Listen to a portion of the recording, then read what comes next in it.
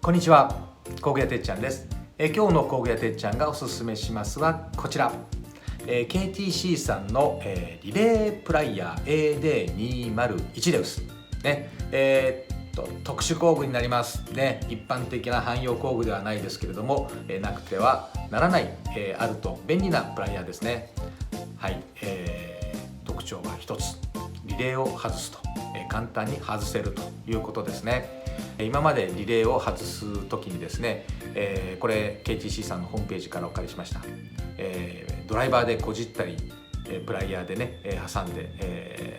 リレーを傷つけてしまったり壊してしまったりとか、そんな経験をされたこともある方がいらっしゃるんではないでしょうかね。そんな時にこちらですね。はい、先端がねすごく細くなってます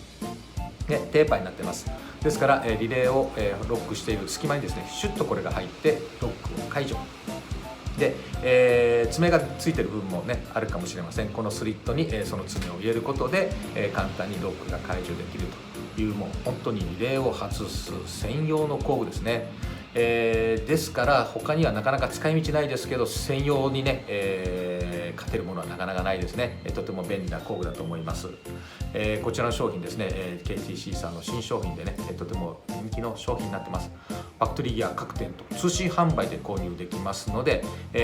レーの外す時にですね、困ったことがある方、ぜひ一度使っていただきたいなと思います。